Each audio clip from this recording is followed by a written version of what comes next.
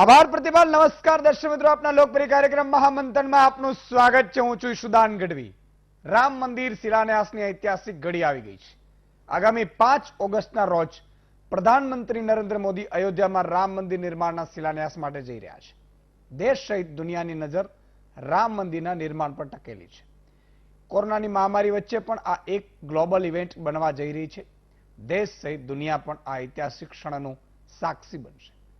મંદિર નિર્માણનો ઇતિહાસ કેવો રહ્યો, કેવા કેવા ઉતાર ચઢાવ આવ્યા, મંદિર નિર્માણ પાછળ કોની કોની મહત્વની ભૂમિકા રહી, કોણે કોણે પોતાના કલાકોને દિવસોના દિવસો મંદિર નિર્માણની મુહિમ પાછળ ખર્ચી દીધા, તે સહિતના મુદ્દાઓ પર છે આજનું મહામંથન મારી સાથે.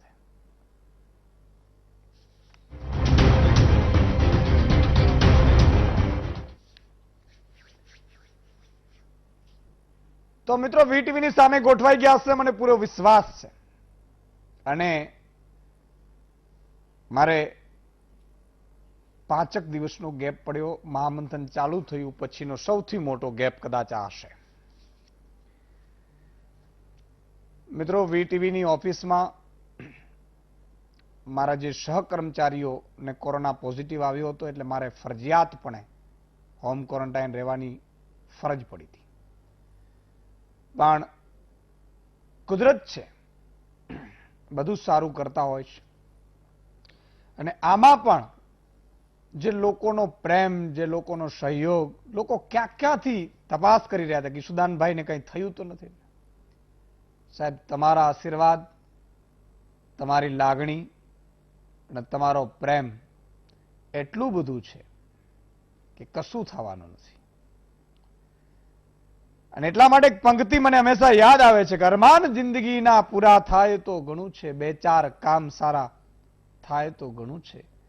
મુશ્કેલ જિંદગાની એની તો મજા છે, પણ જીગરથી જામ એનો જીરવાય તો એ ઘણું છે. લવલેશ મોતનો ડર મુજને ના સતાવે, લવલેશ મોતનો ડર મુજને ન સતાવે, પણ ક્યાંક મહેફિલમાં મારી ખોટ વર્તાય તો એ ઘણું છે. વધુ નથી અબડકો બાકી હવે જીવનમાં, પણ ઇજ્જતનો કફન ઓઢીને મરાય તો ઘણું છે. મિત્રો, તમારી જે પ્રેમ અને લાગણી, તમારા આશીર્વાદ, તમે જે એ સોશિયલ મીડિયા હોય કે પછી જ્યાં જ્યાં ઓળખતા હોય એને સંપર્કો કરી કે સુદાનભાઈને કંઈ થયું તો નથી ને, કોઈ તકલીફ તો નથી ને.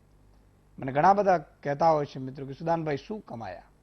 સાહેબ, લોકોના આશીર્વાદ છે ને એનાથી મોટી કોઈ કમાણી નથી હોતી. संत कबीर જે રચના છે કે જબ તું આયો इस जगत में जग हसे तू रोए, पर ऐसी करनी करके चलो कि તું હસે જગ રોય. સાહેબ, લવલેશ એટલા માટે કહું છું કે મોતનો ડર મુજને નહીં સતાવે. હવે કદાચ દુનિયાની ગમે ત્યારે ટિકિટ ફાટે તો એનો કોઈ ચિંતા નથી સાહેબ, પણ જેટલા કામ સારા થયા છે અને થઈ રહ્યા છે એનાથી દુનિયાનો જે લોકો પ્રેમ કરી રહ્યા છે એટલું કાફી છે. અને આજ તમારી મારી શક્તિ છે સાહેબ. કદાચ કુદરત હજી ઘણું કરાવવાનું બાકી હશે સાહેબ. ઘણું કામ કુદરત નિમિત્ત બનાવતો હોય છે દરેકને. દુનિયામાં આમ તો સિકંદર જેવા સિકંદર ચાલ્યા ગયા છે, એવું નથી કે અહીંયા આપણે બધા અમરપટો લઈને આવ્યા છીએ. પણ જ્યાં છીએ, જેવું છીએ, ત્યાં સારા 2-4 કામ કરીએ ને સાહેબ, તો દુનિયા ભૂલી નથી શકતી. તમે વિચાર કરો, 5 દિવસમાં વીટીવી લોકો કરી રહ્યા હતા કે સુદાનભાઈ કેમ નથી આવી રહ્યા. ઘણા બુચસિયાઓને એમે હતું ઘાસ બંધ થઈ ગયા. તો એક વાત ધ્યાન રાખજો, એક આંખમાં કરુણા છે ને બીજી આંખમાં વીરતા છે. આ જનતાના હિત માટે લડવાની હજી તાકાત છે. વીરરસ પણ એટલો જ ભર્યો છે સાહેબ. એટલે બુચસિયાઓ એમ ખુશ પણ ન થતા, અભી ટાઈગર જિંદા હૈ. એટલે હંમેશા ધ્યાન રાખવાનું સાહેબ, સંપૂર્ણ પરમાર્થ માટે જ્યારે તમે નીકળતા હો ત્યારે દુનિયાનો પ્રેમ, દુનિયાના આશીર્વાદ તો ઠીક, સાથે સાથે કુદરતની અદ્રશ્ય શક્તિ પણ તમને મદદ કરતી હોય છે. અને એટલા માટે હંમેશા જિંદગીમાં ઘણું કર્યું અને ઘણું કરીશું, પણ સત્ય, પ્રેમ, કરુણા, આ 3 વસ્તુ સાથે સાથે ચોરી ન કરવી અને વળ જોઈતું ન ખપાય. આપણે છે એટલું ઘણું છે, કુદરતે આપ્યું છે એમાં આનંદ છે. ઘણા લોકોને હું વારંવાર કહું છું, ઘણા ખૂબ આપ્યું હોય તો કે પછી કે સાહેબ મને બહુ તકલીફ પડે છે. મેં કેમ? તો મારી બદલી નથી થતી. સાહેબ, કોઈ નોકરીઓ માટે લડે છે, કોઈ પગાર માટે લડી રહ્યો છે, કોઈ બદલીઓ માટે લડી રહ્યો છે, કોઈને મલાઈદાર પોસ્ટ માટે લડી રહ્યો છે. આ છે ની જીવન નથી સાહેબ. જીવન તો એ છે કે જે દુનિયામાં તમને જે પણ ભગવાને સાહેબ તમને રોલ આપ્યો હોય રોલ અદા કરી લો ને સાહેબ. એનાથી મોટું કોઈ સૃષ્ટિમાં કામ જ નથી હોતું. એ તો કુદરતને હિસાબ રાખવાનો છે. હિસાબ તો કુદરતને રાખવાનો છે, આપણે ક્યાં રાખવાનો છે? આપણી ટિકિટ ક્યારે ફાટશે કોઈને નથી ખબર સાહેબ. પણ જે દિવસે ફાટે તો તમને એમ ન થવું જોઈએ કે મારાથી આટલું હજી સારું આટલું બાકી રહી ગયું. એ ન થવું જોઈએ. એનો ટાઈમ હોય. અને એટલા માટે આજે જે મહામંથનમાં ચર્ચા કરવી છે સાહેબ, એ રામ મંદિરની કરવી છે. સુવર્ણ અવસરે રામના દ્વારે. પણ મારે એક એ પણ ચર્ચા કરવી છે સાહેબ કે આપણે કહેવતમાં વાતમાં કહેતા હોઈએ છીએ કે રામ રાજ્ય છે.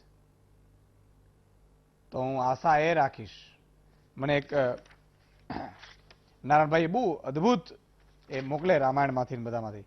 ભૂયો ભૂયો ભાવીનો ભૂમિપાલા નતવા નતવા રાચતે રામચંદ્ર સામાન્યો અર્ચ ધર્મ સેતુ નારાયણ કાલે કાલે પાલનીયું ભાવદ્રિતમ. એનો અર્થ સમજાવું. હે ભારતના ભાવિ ભૂમિપાલો, હું તમારા પાસે મારા ઉત્તરાધિકારીના રૂપમાં એટલું જ માંગુ છું કે વેદ શાસ્ત્રોના સિદ્ધાંતોની રક્ષા, ગૌ બ્રાહ્મણ પરિપાલનની જે મર્યાદાઓને મેં સ્થાપિત કરી છે તેનું તમે પણ બરોબર પાલન કરતા રહેજો. ભગવાન રામચંદ્રજી, રામચંદ્રજીનું મંદિર બનાવીએ છીએ એનાથી ઉત્તમ કોઈ અવસર ન હોઈ શકે. પણ રામચંદ્ર જેવું રાજ્ય પણ આપણે કરી શકીએ સાહેબ.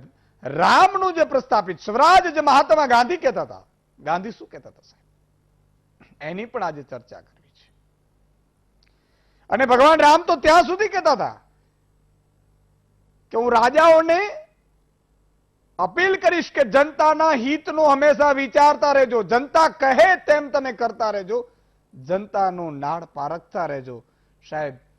અને ક્યારે પણ મારી જો ભૂલ હોય તો મને પણ કોઈ મારી છતી કહેશે, હું અયોગ્ય કરી રહ્યો હોઉં તો મને પણ કોઈ અયોગ્ય કરશે ને તો મને ગમશે, એવું ભગવાન રામે કહેલું છે. મારી ભૂલ મને બતાવજો, જો નહીં બતાવે તો મને એ અપ્રિય હશે. અને એનાથી આગળ થાય સર તમને વાત કરું છું, મારે તમને થોડીક સંસ્કૃતિમાંની પણ વાત કરવી છે. સાકાત શું છે સંસ્કૃતિ?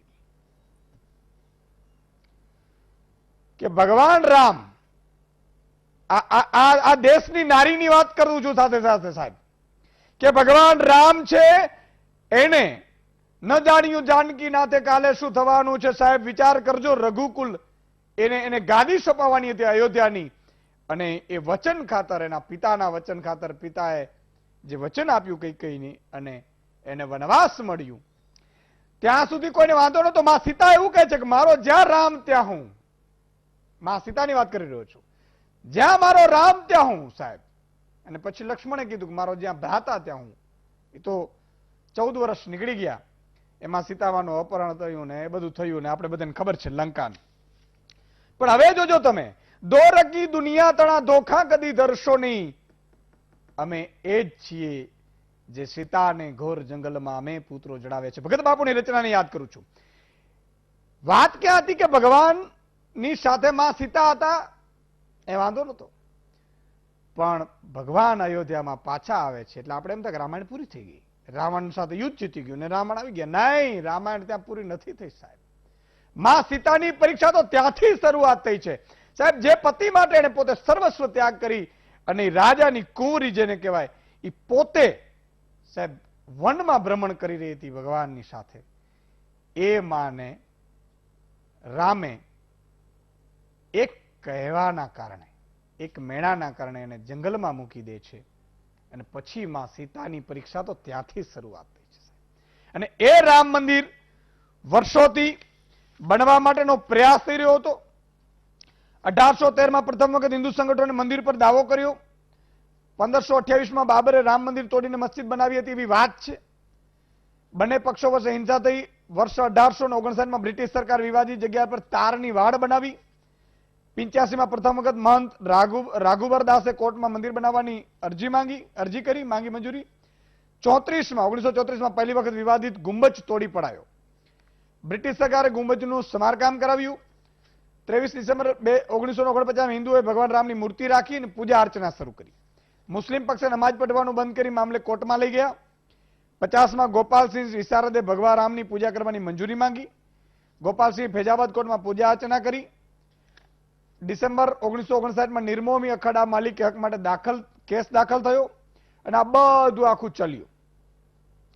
બરાબર. 6 ડિસેમ્બર 1992 માં કાર સેવકોએ વિવાદિત ગુંબજ તોડી પાડ્યો. મસ્જિદ તોડી પડાતા તોફાનો અને હિંસા થઈ હતી. એમાં કલ્યાણસિંહ તત્કાલીન મુખ્યમંત્રીએ રાજીનામું આપ્યું હતું અને લિબ્રાહન આયોગની 92 માં સ્થાપના થઈ હતી અને વર્ષો બાદ 6 ઓગસ્ટ 2019 થી સુપ્રીમ કોર્ટમાં કેસની નિયમિત સુનાવણી શરૂ થઈ અને પછી રંજન ગોગોઈ સાહેબે ચુકાદો આપ્યો અને અત્યારે બધા પક્ષ, બધા ધર્મ, બધા લોકો ઈચ્છી રહ્યા છે કે ભગવાન રામનું મંદિર ત્યાં નિર્માણ થાય. સાથે સાથે આપણે ઈચ્છી રહ્યા છીએ કે ભગવાન રામની ઈચ્છા હતી એવા પ્રકારનું રાજ શાસન થાય. એ તમામ રાજ્યોમાં પણ જરૂરી છે, તમામ કેન્દ્રમાં પણ જરૂરી છે, જિલ્લાઓમાં પણ જરૂરી છે. આવી મારી ઈચ્છા છે અને આ તમામ મુદ્દાઓ પર 5 મહાનુભાવો આપણી સાથે જોડાયા છે. મહાનુભાવોને સાથે સાથે દર્શક મિત્રોને પણ લેતા રહેશું. 3 મહાનુભાવ હાલ જોડાયા છે, 2 થોડી ક્ષણોમાં આપણી સાથે જોડાશે. સ્વામી પરમાત્માનંદજી જોડાયા છે, ફાઉન્ડર છે આચાર્ય અર્ચા વિદ્યા મંદિર, જે આપણા ગુજરાતના 7 મહંતોને ત્યાં આમંત્રિત કરવામાં આવ્યા છે. રામ મંદિરના જે ભૂમિપૂજન થવાનું છે પ્રધાનમંત્રી નરેન્દ્ર મોદીના હસ્તે, એ મામલામાં એમાંના પરમાત્માનંદજી છે. અશ્વિન પટેલ મંત્રી ઉત્તર ગુજરાત પ્રાંત વીએચપી અને જયવંતભાઈ પંડ્યા રાજકીય વિશ્લેષક છે. આ બધાને બહારથી હમણાં આપણે રાખ્યા છે મિત્રો. થોડુંક અવાજનું ડિસ્ટન્સ રહેશે, એટલા માટે રહેશે કારણ કે લાઈવ કીટો પર છે, સ્કાઇપ પર હશે, એટલે થોડું ઓડિયોનો પ્રોબ્લેમ થોડું રહેશે કારણ કે સ્ટુડિયોમાં હમણાં આપણે ગેસ્ટ નથી બોલાવતા. પણ આ કોરોનાની મહામારી વચ્ચે સાહેબ આપણે તો કોઈ કહેતું નથી કોરોના વોરિયર્સ, આપણે પણ એ જ છીએ. એટલે પણ મેં કહ્યું ને કે એ તો ચાલતું રહેવાનું છે બધું. તો આ તમામ મુદ્દાઓ પર ચર્ચા કરીશું. સ્વામી પરમાત્માનંદજી પાસે હું પહેલા જઈશ. સ્વામીજી, આનંદના સમાચાર એ છે કે ભગવાન રામનું મંદિર બનવા જઈ રહ્યું છે.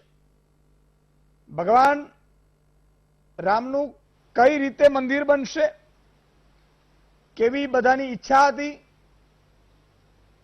એક વિવાદિત ઢાંચો બન્યો હતો એ પણ એક સુલઝી ગયું છે. મુસ્લિમ પક્ષ પણ પોતે માને છે કે ના બરોબર છે અને આપ પણ આને આ ક્ષણને કઈ રીતે જોઈ રહ્યા છો, કારણ કે આમ તો વર્ષોથી ચાલી આવી રહ્યું છે, પરંતુ હવે 2020માં કોરોના કાળ આપણે એમ લાગતું હતું કે 2020 કઠિન છે, પણ જો રામ મંદિરનું નિર્માણ થાય તો એ પણ એક ઇતિહાસ અહીંયા રચાવા જઈ રહ્યું છે.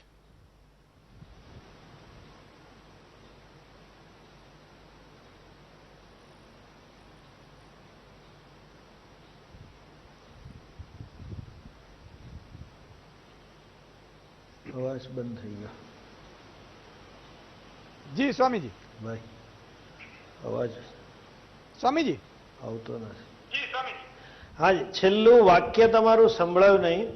હા જી, ઐતિહાસિક ક્ષણ એક આપણે બધા સાક્ષી બનવા જઈ રહ્યા છીએ. યુગે યુગે આવી ઘટનાઓ બનતી હોય છે. જી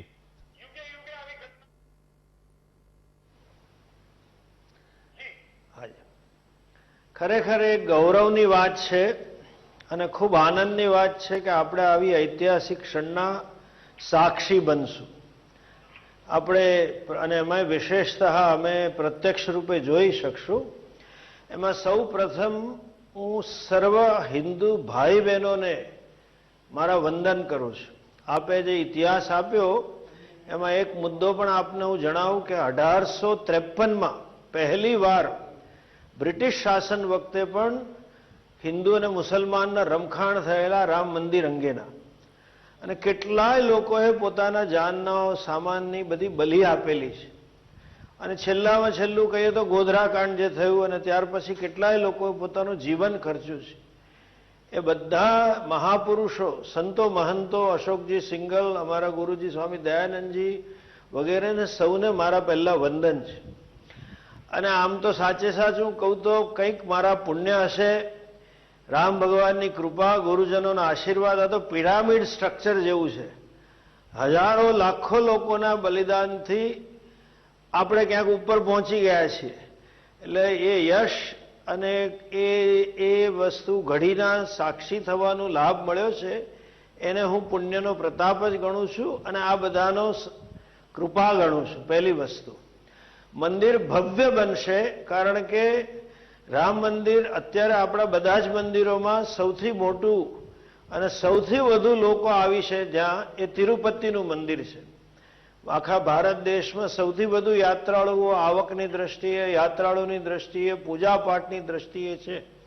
તો મને ખાતરી છે કે ટૂંક સમયની અંદર અયોધ્યાનું જે રામ મંદિર છે એ તિરુપતિના આંકડાને પણ પાર કરી જશે. ખૂબ જ યાત્રાળુઓ આવશે, દેશ વિદેશથી બધા આવશે. અને રામ તિરુપતિમાં તો ખાસ એવું છે કે ભગવાનના આસ્તિકો જ આવે છે. સર્વ સંપ્રદાયો, સર્વ આસ્થાવાળાઓ એ બધા જ આવશે, કારણ કે રામ મંદિર એકલા રામાનુજવાળા કે રામના ભક્તોએ બનાવવા માટે મહેનત નથી કરી. સંપૂર્ણ સાધુ સમાજ, દશનામી સંન્યાસી ને બીજા બધા જ, અને ભારતના પ્રત્યેક નાગરિકે આ કામ કર્યું છે. અને એટલા માટે ભારતની પણ જ્યાં જ્યાં ભારતીયો વસે છે, વિદેશીઓ પણ આવશે. અને અતિ ભવ્ય સ્થાન અને અયોધ્યા એવું મહાન સ્થાન બનશે, એનો મને વિશ્વાસ છે. સ્વામીજી, આપ તો પ્રત્યક્ષ ત્યાં જવાના છો. આપણે જે રીતે આમંત્રણ મળ્યું છે, આમ તો કોરોના છે એટલે બહુ ભીડ નહીં હોય, બહુ ઓછા લોકો ત્યાં ઉપસ્થિત રહેશે. સાથે સાથે મને લાગે છે 3 વર્ષ જેટલો સમય લાગશે. અને એની સાથે આપણે જે કેટલાક જે એમાં પ્રસાદ રૂપે જે ફંડ ભેગું કરવાનું છે એ પણ આગામી સમયમાં થશે.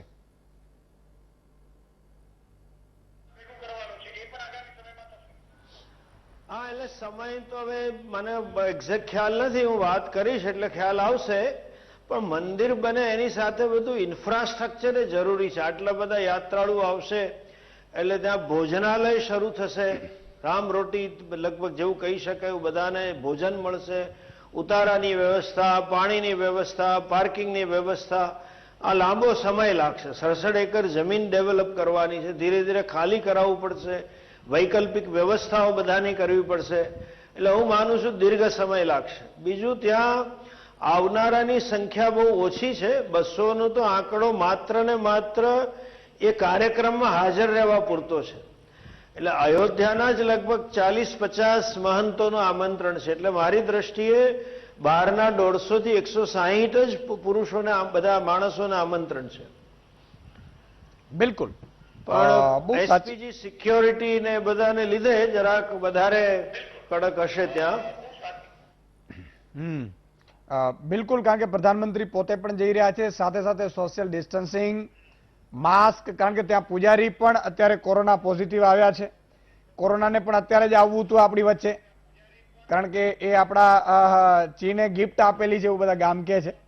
પણ ઠીક છે, પણ આપણે હંમેશા સાહેબ હિન્દુસ્તાન એટલું મજબૂત છે, ભારત એટલું મજબૂત છે કે જ્યારે જ્યારે આફત આવી છે એટલે ભારત ઉપર ત્યારે મજબૂતાઈથી બહાર આવ્યું છે. તમે વિચાર કરજો, મુગલ શાસનની વાત કરીએ, તમે અંગ્રેજોની વાત કરો, તમે એનાથી પણ આગળ જાઓ. સોમનાથના મંદિર ઉપર સાહેબ ચડાઈ થાય અને આપણી માતાજીઓ જેને કહેવાય એ સેંકડો માતાજીઓની આજે પણ ત્યાં પાડિયાઓ છે. એટલે લોકો છે, લોક હૃદય છે, એ મજબૂતાઈથી, વધુ મજબૂતાઈથી વધારે આવે છે સામે. જયેશભાઈ, તમારી પાસે આવીશ થોડીક, કારણ કે તમે ભાજપના નેતા છો. આપણી સાથે જયેશભાઈ વ્યાસ અને દિલીપભાઈ ગોહિલ બંને જોડાઈ ચૂક્યા છે. ભાજપના નેતા છે એટલે તમારી પાસે એક પોલિટિકલી જો વાત કરીશ થોડી. કે તમે કહેતા હતા કે ભાઈ 370 ને એ 5 ઓગસ્ટે તમે કરી નાખ્યું, પછી રામ મંદિરનો 5 ઓગસ્ટે કરવાના છો, આનંદની વાત છે. અને રામ મંદિર છે એ કોઈ પોલિટિકલ મુદ્દો ના હોવો જોઈએ, આપણા બધાની લાગણી છે, ભાવના છે, થવી જોઈએ. અને આવી જ રીતે તમે સમજો કે સારા કામ કરો છો એટલે હવે બીજું રામ રાજ્ય તરફ પણ ભાજપ આગળ વધે એટલે સારા રાજ થાય, એમાં હોસ્પિટલો બને, એમાં સારી સારી શિક્ષણ સંસ્થાઓ બને, એમાં અને તમે એવા પણ પાછા મેનિફેસ્ટોમાં મૂકજો. કેમ 370 કોંગ્રેસે લખ્યું છે કે 370 નહીં હટાવીએ, તમે કર્યું 370 હટાવી, સારું છે. એ થોડુંક લાગણી હતી ને અમારે બધે થઈ ગઈ, પણ હવે મેનિફેસ્ટોમાં એવું પણ લખજો કે 2 આઈઆઈટીઓ 5 વધારે બનાવીએ, આઈઆઈએમ બનાવડાવીએ, હોસ્પિટલો બનાવડાવીએ, તો અમને આનંદ થાય. અને ભગવાન રામનું મંદિર તો બને છે એટલે અહીંયા આ મુદ્દો પૂરો થાય, બહુ સારું કહેવાય અને આપણા બધાની ભાવના પૂર્ણ થાય. જયેશભાઈ.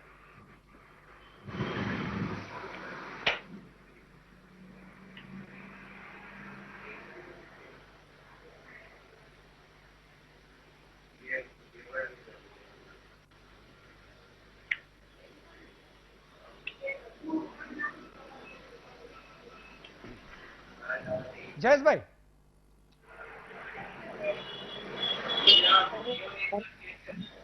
ત્યાંથી આવવામાં ટેકનિકલ કંઈક સમસ્યા થાય છે, પણ મને એટલું સમજાયું છે કે રામ રાજ્ય ઈશુદાનભાઈ રામનો મુદ્દો અહીંયા પૂર્ણ નથી થતો, હવે જ સાચી શરૂઆત થાય છે.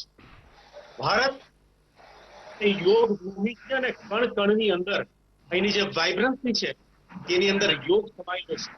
યોગનો અર્થ આપણે વ્યાપક અર્થમાં કરીએ છીએ કે જોડવું. ભારતની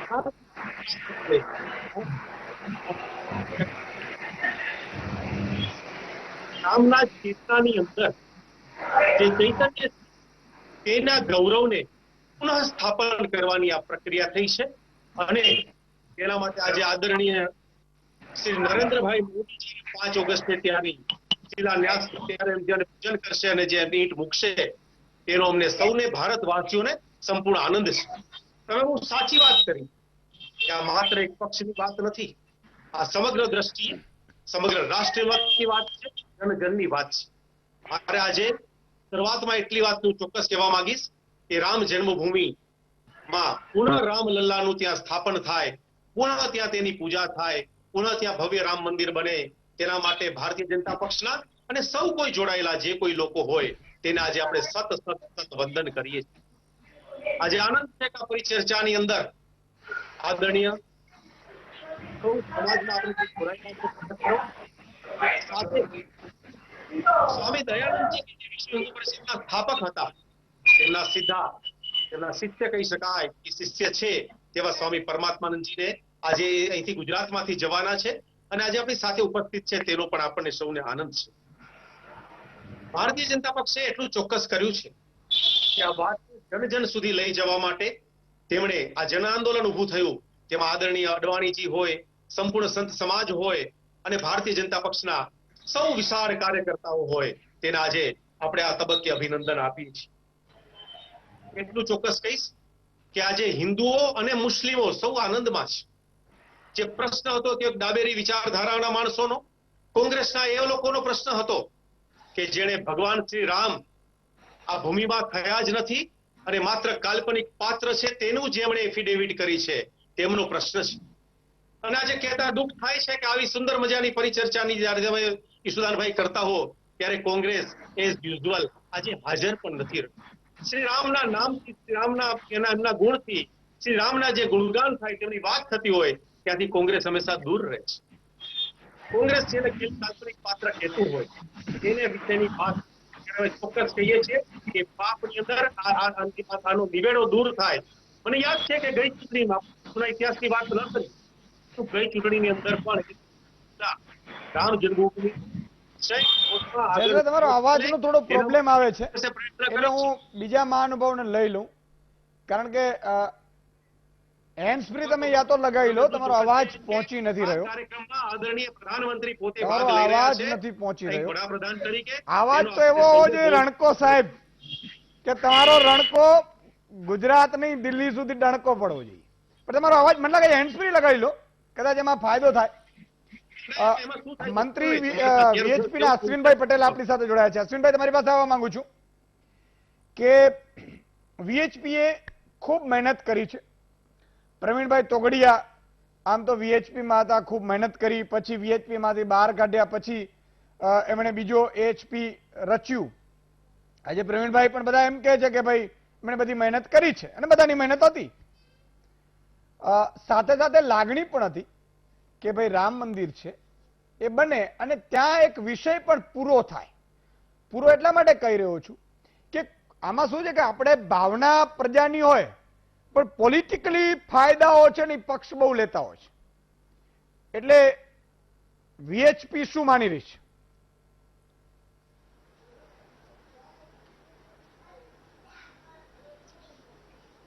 એક તો પહેલા આના સંઘર્ષમાં જેટલા લોકોએ બલિદાન આપ્યા છે એને નમન કરું છું.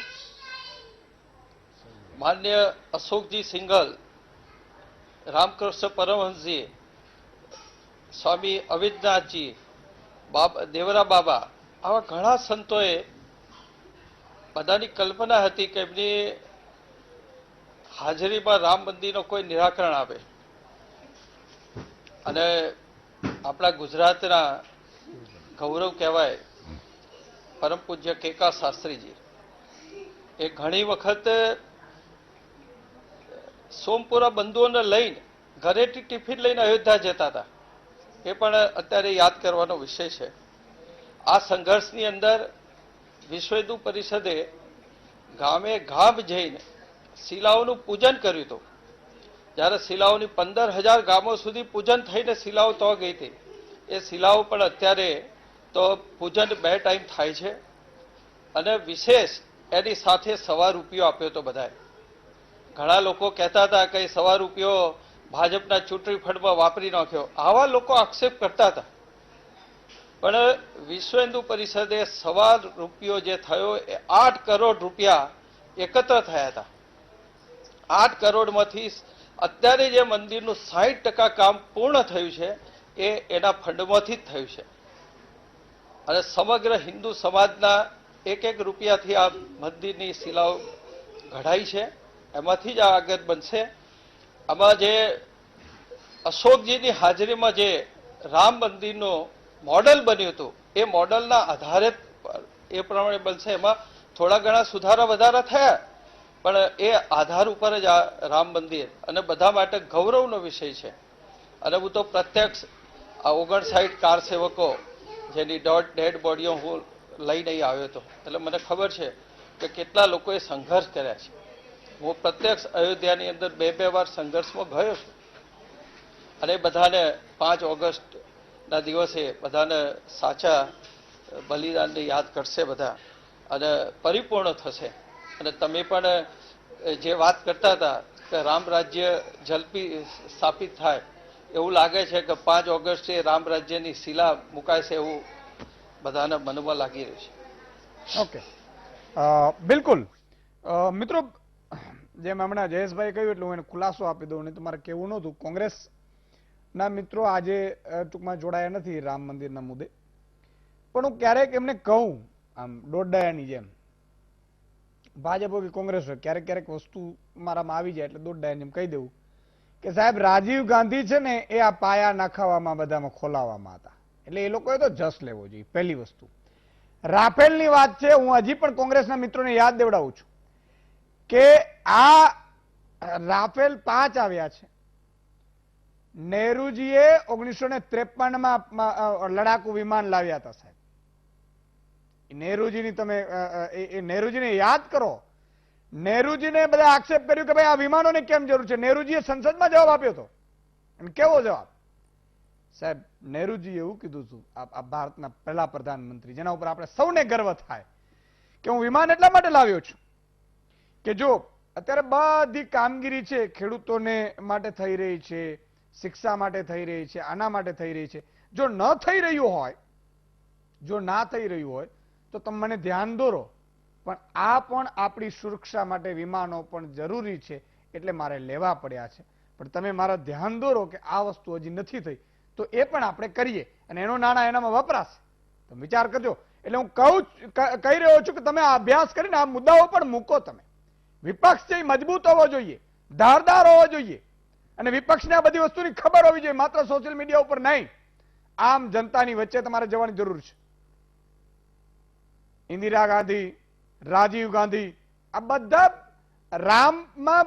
રામથી તમે ચર્ચાઓથી ભાગીને આપણે નહીં કરી શકીએ. કઈ ચર્ચાઓમાં ભાગ લઈને તમારી જે કોંગ્રેસે જે કેટલીક સારી વસ્તુ કરી છે ને એનો પ્રજાની સમક્ષ તમારે મૂકવું જોઈએ સાહેબ. હું એટલા માટે કહી રહ્યો છું. ભાજપ કોંગ્રેસ તો ઠીક છે, આ બધું ચાલશે. હવે હું આવું છું દિલીપભાઈ તમારી પાસે કે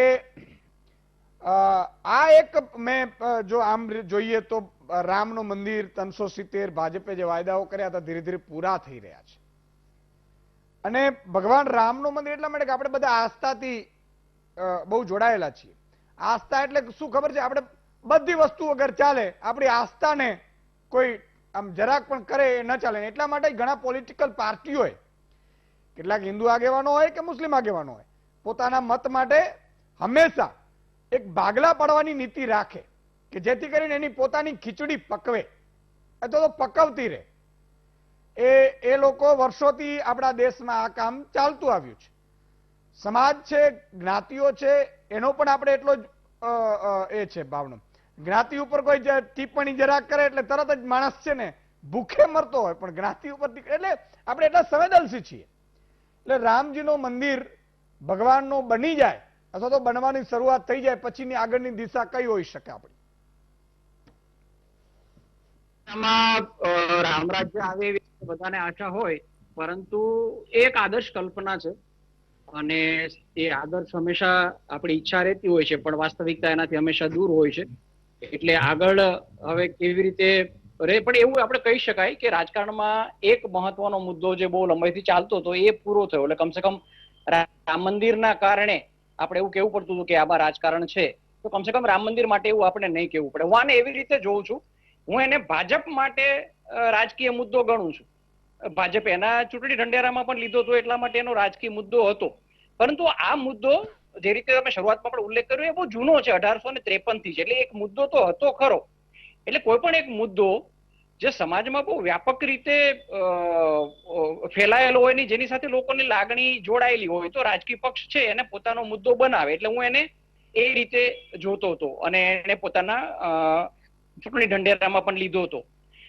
આ જ મુદ્દો છે ને એ બીજા પક્ષ માટે પણ રાજકીય મુદ્દો હતો કે જ્યારે એને પણ એનો ઉપયોગ કર્યો હતો. હવે દાખલા તરીકે તમે કોંગ્રેસનો હળવેકથી ઉલ્લેખ કરીને વાત છોડી દીધો, એટલે મને હવે ખાલી વિગતો આપવા માટે, મૂર્તિ રખાય ને ત્યારે પણ કોંગ્રેસનું શાસન હતું. રાતે જયારે મૂર્તિ મૂકવામાં આવી ત્યારે એ પણ ઇન્ટરેસ્ટિંગ વાત છે. પીવી નરસિંહ રાવ એ પણ કોંગ્રેસી જ હતા જયારે માળખું તૂટી પડ્યું.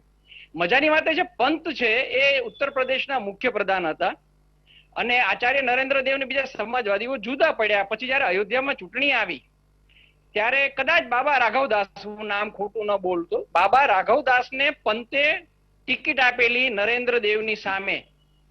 અને શું કામ આપેલી? એમણે પ્રચાર કરેલો પંતે કે બાબા રાઘવદાસ તો રામના ભક્ત છે અને આજે આચાર્ય નરેન્દ્ર દેવ છે અને બાકીના સમાજવાદીઓ છે એ બધા તો રામના વિરોધી છે, એમ કરીને એમણે પ્રચાર કરેલો અને બાબા રાઘવદાસ જીતી ગયેલા. અને એને કારણે પણ રામ મંદિરના મુદ્દાને મહત્વ મળેલું કે આ એક એવો મુદ્દો છે જે લોકોને સ્પર્શી શકે. એટલે આ રીતે પણ રાજકારણ આ મુદ્દા સાથે જોડાયેલું રહ્યું હતું. એટલે પણ એ લોકોનો મુદ્દો નથી એવું નથી. એટલા માટે હું સ્પષ્ટપણે કીધું, હું આ રીતે જોઉં છું કે આ લોકોની આસ્થાનો મુદ્દો પણ હતો. એટલે આપણે એવું ન કહી શકીએ કે માત્ર ભાજપનો રાજકીય મુદ્દો હતો, કારણ કે ભાજપના ટેકેદાર ન હોય, ભાજપના મતદાર ન હોય, એ લોકોને પણ રામ મંદિર બને એવી ઈચ્છા હતી. એટલે એ રીતે પણ એ મુદ્દો અગત્ય હતો. પણ આજે મેં વાત કરી કે બાબા રાઘવદાસને ત્યારે કોંગ્રેસના મુખ્ય પ્રધાને આગળ કર્યા હતા કારણ કે રામ ભક્ત છે. અને આ બીજી વાત એટલા માટે પણ આપણે એને રાજકીય મુદ્દા તરીકે ગણીએ છીએ જયારે ચર્ચા કરતા હોય ત્યારે. આ એક લોકોની આસ્થાનો મુદ્દો છે, પણ ચર્ચા કરીએ ત્યારે ભાજપના પ્રવક્તાએ હમણાં તરત જ ડાબેરીઓને યાદ કર્યા, કોંગ્રેસીઓને યાદ કર્યા અને એ બાને રામને નથી માનતા એમ કરીને પ્રહારો કર્યા. એટલે રાજકીય પ્રહારો થયા. ભાજપ પોતે પણ જો રામના મંદિરના બહાને થોડાક રાજકીય નિવેદનો કરતા હોય એટલે સ્વાભાવિક છે કે એને રાજકીય મુદ્દો આપણે ભારતીય જનતા પાર્ટી માટે રામ મંદિર એ કોઈ બહાનું નથી. ના, બહાનું નથી. ભાઈ અને આ તમે મુદ્દો એમને પૂરો થયો એ શબ્દ સાથે મુદ્દો છે. આ મેં મુદ્દો તમને- પૂરો થયો. આ માત્ર એવું આ સેગમેન્ટ નથી કે જેને માત્ર આપણે એવી હળવાશથી વાત લઈ શકીએ. Sorry to say. અને બીજું કે જે આપણે મુદ્દાઓ કીધા છે ભારતીય જનતા પાર્ટી દિલીપભાઈ, તમારે ક્યાં જરૂર? એને તમે બહુ આ તો યોગ્ય રીતે લોકોનો લીધા મુદ્દો હતો. આ તો લોકોનો મુદ્દો યોગ્ય રીતે હતો. લીધા છે. મેં કહ્યું કે આ તો લોકોની અને આસ્થાનો મુદ્દો મુદ્દો છે. ભારતીય જનતા પાર્ટીએ તમે આધાર દાખલા લીધું તરીકે એમનું નામ કે ન ભાજપ લીધું આ તો ભૂમિ ઉલટાનું સાથે વધારે જોડાયેલો પક્ષ. આ કોઈ ભાજપ આ ભૂમિ સાથે જોડાયેલો પક્ષ છે. અને જે આપણે ચર્ચા કરીએ છીએ 2002 ની અંદર આદરણીય શ્રી વાજપેયીજી વડાપ્રધાન બન્યા ત્યારે વડાપ્રધાન કાર્યાલયની અંદર અયોધ્યાના મુદ્દાઓ માટે તેમણે જુદો વિભાગ શરૂ કર્યો હતો. એટલે આને માત્ર હળવાશથી, અને બીજું રાજકીય રીતે જેને જોવું હોય એને છૂટ, પરંતુ એટલું તો સ્પષ્ટ આપણે કેવું છે કે તમે ઇતિહાસ કહો છો, જયેશભાઈ, ઇતિહાસ કહો છો હું દિલીપભાઈ, જેમ ઇતિહાસ કહો છો હું પણ ઇતિહાસ કહું છું. કે આપણે એને ઇતિહાસ કહીએ છીએ. કરું છું ઇતિહાસની અને વાત સાથે નોંધવું ને મુસ્લિમની અંદરથી કે મોહમ્મદ મુસ્લિમની અંદરથી પૂરા આ તત્વ પ્રજાની વિભાગના રહ્યો વડા પૂર્વ વડા કે મોહમ્મદે પણ હું તે કહેવા માંગુ છું કે આ વિષય હિન્દુ મુસ્લિમનો નહોતો. આજને ભાગલા પાડવાનું કામ કોંગ્રેસે કર્યું છે. ભારતીય જનતા પક્ષ કહે છે કે appeasement to Jayeshbhai, one, justice to all. અને એટલે કોંગ્રેસ આપણે એને સ્માર્ટલી એને twist up કરવામાં આવતું નથી. આપણા સમાજ જુએ છે અને બે તમારો મુસ્લિમ દિલીપભાઈએ જે વાત કરી છે એના ઉપર પણ ગૌર કરવા જેવું છે જયેશભાઈ. પણ હું હવે ત્રીજા મહાનુભાવ લઈ લઉં, પછી એક બ્રેકનો સમય પણ થાય, કારણ કે એડવર્ટાઇઝ વાળા પણ એમ કે સુદાનભાઈ અમારી તમારે હોય ત્યારે જ બ્રેક આવી જાય એવું કરો એમ, એટલે એનો પણ મારે લેવાનો છે. જયવંતભાઈ, વાત આવીને ત્યાં છે કે વર્ષોથી રામ મંદિર માટે ઘણા બધા ચર્ચાઓ આ થઈ. આખરે આ લાભ ભૂમિપૂજનનો નરેન્દ્રભાઈ મોદીના હસ્તે, નરેન્દ્રભાઈ મોદી એ બાબતે એને જાતને લકી પણ માને અને વર્ષો પહેલા એ ગયા પણ હતા. જી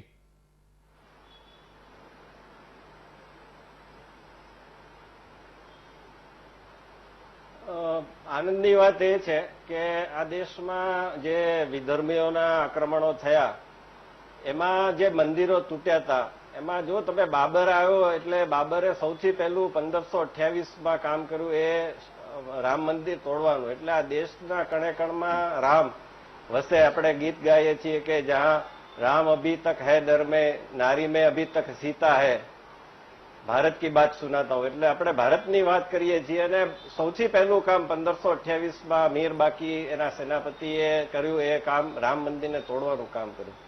અને આ દેશમાં સોમનાથને તોડવાનું તો અનેકવાર એના ઉપર આક્રમણ કરવાનું કામ કર્યું. અને સ્વતંત્રતા પછી જે સરદાર પટેલ અને રાજેન્દ્ર પ્રસાદ આપણા પહેલા રાષ્ટ્રપતિ એમણે સોમનાથના પુનર્નિર્માણનું, અને એમાં ગાંધીજીના આશીર્વાદ હતા.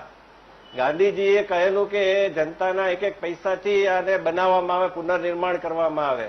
અને એ જ રીતે અત્યારે રામ મંદિર પણ જનતાના પૈસાથી પુનર્નિર્માણ, નહીંતર કોઈ ઉદ્યોગપતિને કહી દેવામાં આવે અને ઘણા તૈયાર પણ હોય પોતાનું નામ, કારણ કે આપણે ત્યાં તકતી મુકાવવા વાળા ઘણા હોય છે, એટલે એવા તૈયાર પણ હોય, પણ જનતાના પૈસાથી મંદિર બનવું જોઈએ અને એ બની રહ્યું છે.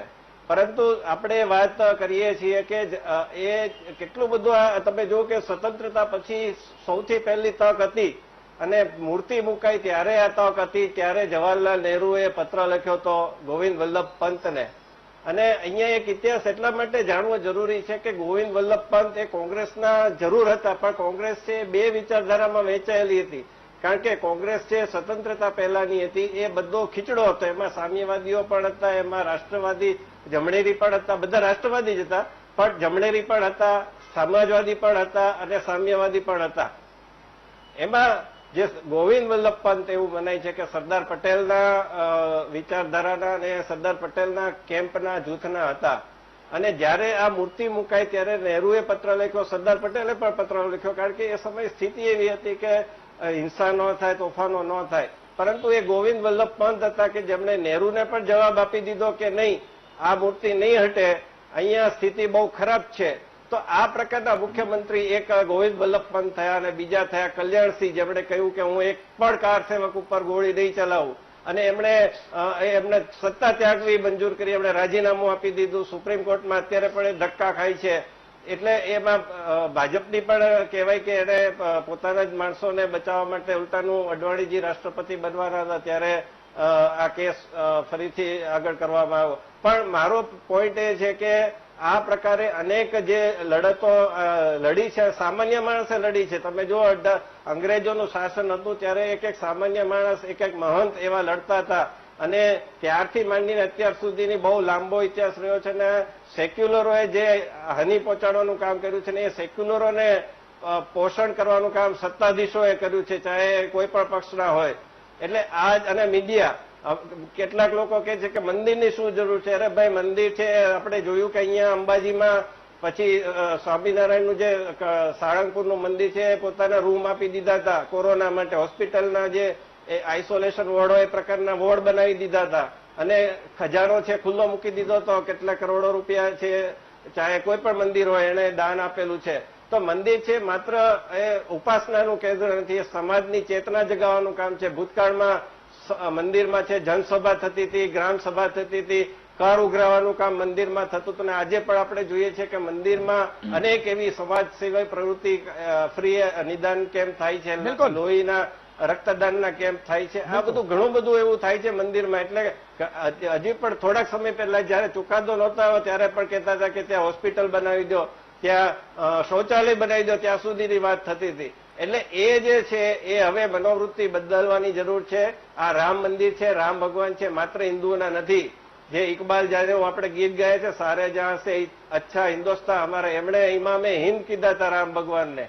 એમાં કોઈ આપણે ભગવાન માનીએ કે ન માનીએ, પણ એમના જે ગુણો છે, એમનો જે ત્યાગ, તપશ્ચર્યા, કુટુંબ માટે મરી ફીટવાની ભાવના, અને અન્યાયકર્તાઓનો સામનો કરવો, અને એમાં ગરીબ, વનવાસી, આ બધાનો સાથ લેવો. એ ધારત તો રાજાઓનો સાથ લઈ શકતા હતા, પણ એમણે વનવાસીઓનો સાથ લીધો. એમણે જે કહેવાય કે જે લોકો વંચિત જેવા કહી શકાય એ પ્રકારના લોકો, જે સુગ્રીવ પાસે તો રાજ પણ નહોતું, એવા લોકોનો સાથ લીધો છે. સબરીના એઠા બોર ખાધા છે. તો આમાંથી સત્તાધીશોએ આ જોવાની જરૂર છે. અને તમે જેમ કહ્યું એમ બહુ સાચી વાત છે ને ઈશુદાનભાઈ, હું તમારી અને જે કોઈ કોરોનાથી અત્યારે લડી રહ્યા છે એની સામે ઝઝૂમી રહ્યા છે એમને પણ આ તબક્કે વંદન કરું છું. બિલકુલ. આજે જે રીતે કોરોના તો મને લાગે છે હજી થોડું વધશે. મારો ટર્ન જે આવ્યો નથી, આવશે, એમાંય આવશે, એમાં કઈ વાંધો નથી. કારણ કે આવે, કારણ કે જે રીતે આપણે હોસ્પિટલો, શિક્ષણ સંસ્થાઓ જે બનાવવાની જરૂર છે સાહેબ, આપણે જાગ્યા છીએ, બહુ મોડા જાગ્યા છીએ. તમને યાદ છે કોઈ ગુજરાતમાં છેલ્લા 20-25 વર્ષમાં 50-100 હોસ્પિટલો સરકારી બની હોય એવું ક્યાંય નહીં હોય.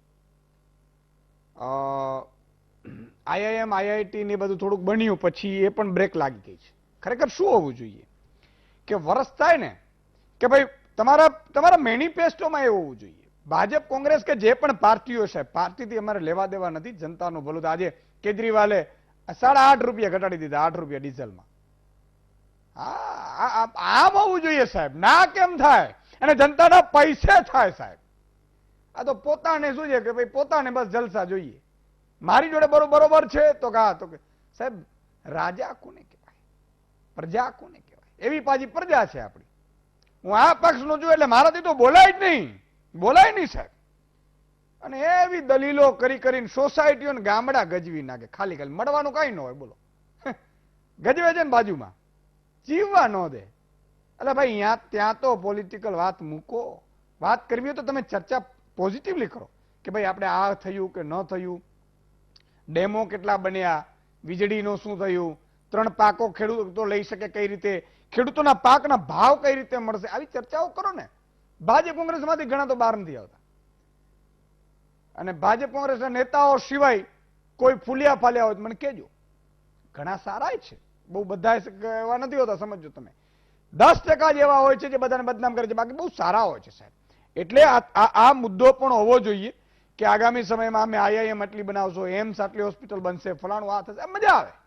રાજકોટમાં એમ્સ બની રહી છે, બની જાય જલ્દી એવી આપણે પ્રાર્થના કરીએ. નહીં તો એ સૌરાષ્ટ્ર વાળા ગીર સોમનાથથી બિચારો નીકળે ને કેન્સરનો દર્દી, અમદાવાદ આવવું પડે. આ બધી પીડાઓ છે, અમને બધી ખબર છે. અને અમદાવાદ પાછી વેઇટિંગ લિસ્ટ હોય કે તમારો એમઆરઆઈ તો 15 દિવસ પછી એક કામ કરો, વારો આવશે તો તમે એટલે 15 દિવસમાં તો કેન્સર અહીંયા આવી જશે ભાઈ. આ પરિસ્થિતિઓમાંથી પણ ધીરે ધીરે નીકળી રહ્યા છીએ, સારી વાત છે. એના સામે પણ જોવું જશે. તમામ મુદ્દાઓ છે. બીજી પણ આજે કેટલીક જાહેરાતો છે. દર્શક મિત્રો તમને પણ જોડીશ. નાનકડા વિરામ બાદ ક્યાંય જતા નહીં. વિરામ બાદ આપનું સ્વાગત છે. ભાગી નથી ગયા ને મને મૂકીને? તો વાંધો નહીં.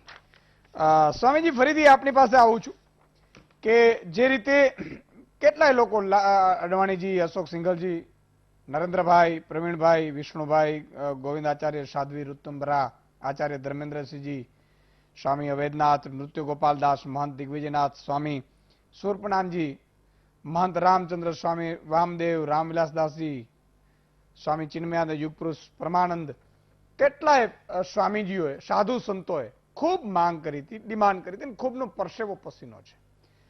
ભગવાન રામનું મંદિર નિર્માણ થાય એટલે ખરેખર જેમ ભગવાન રામ લંકાથી વિજેતા થઈને અયોધ્યામાં પધાર્યા હતા અને જેટલો હર્ષો ઉલ્લાસ હતો એવો હર્ષો ઉલ્લાસ આજે સંત મહાજ, તમામ સમાજો, તમામ ધર્મોમાં છે.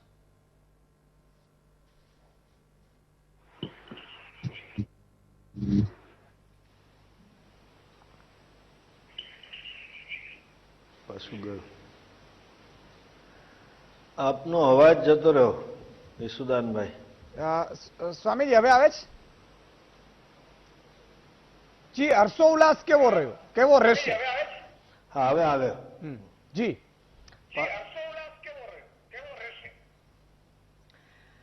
હર્ષોલ્લાસ શબ્દમાં વર્ણવી ના શકાય એવો છે.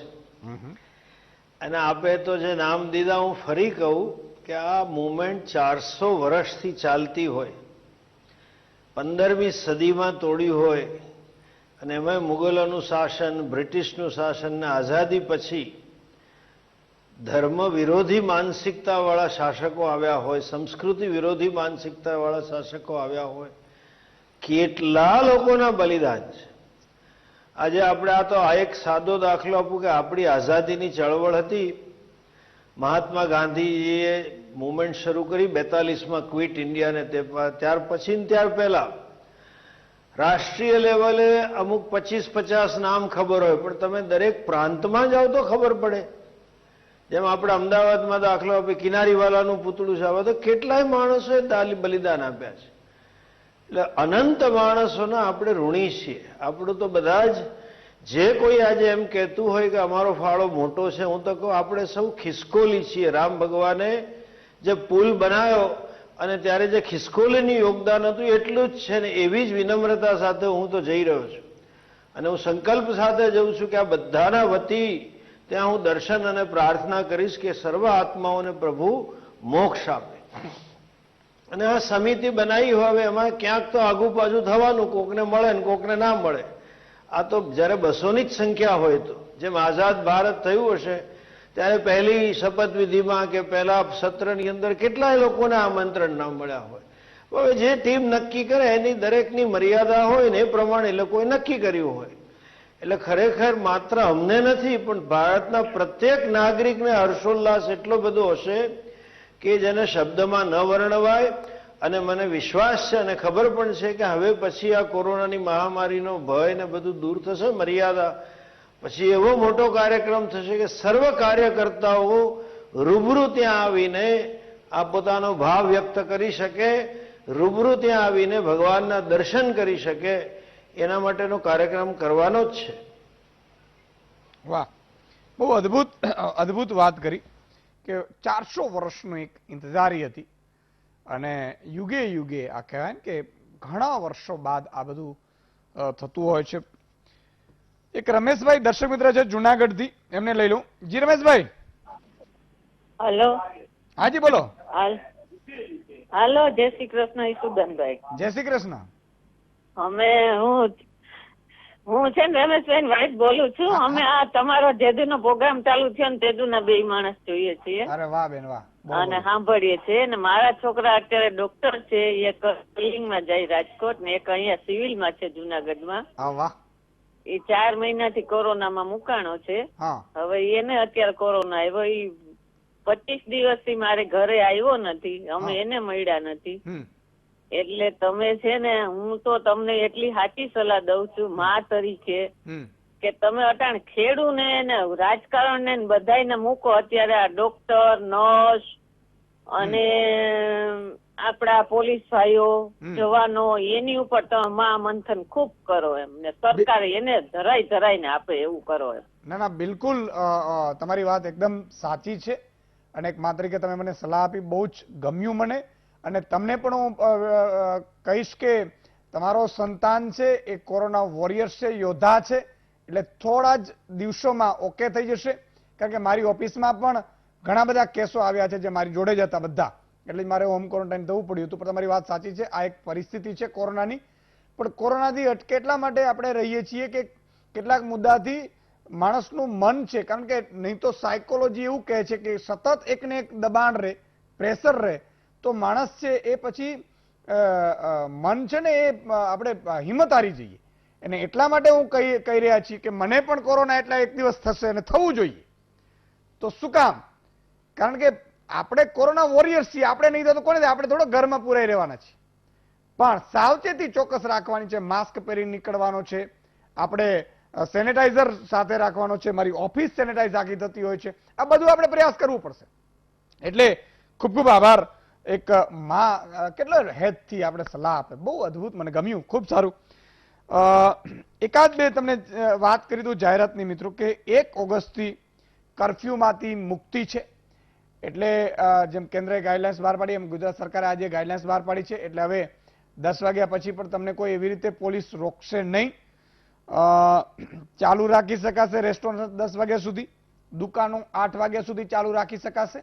એટલે એ ખાસ આપણે એટલા માટે કે વીટીવી જોતા હો તો આપણે તરત નોલેજ, જ્ઞાન મળી જાય. એટલે પછી કોઈ નહીં તો શું છે, મારા જેવા પછી આવે કોઈ, બધા સારા જ હોય છે, કોરોના વોરિયર્સ જ હોય છે, પણ ઘણા લોકો એમાં પણ ફાયદો ઉઠાવે. પેલા ઇન્જેક્શનમાં નહીં ઉઠાવ્યા, બોલો ઇન્જેક્શનની કાળાબજારી કરે આ બુચસિયાઓ, જાશે ક્યાં, લઈ ક્યાં જવું છે? અને પાછું કોઈને ભાઈ કોઈ સાથે લઈ ગયું તો મને કહેજો, આપણે ભરવું છે.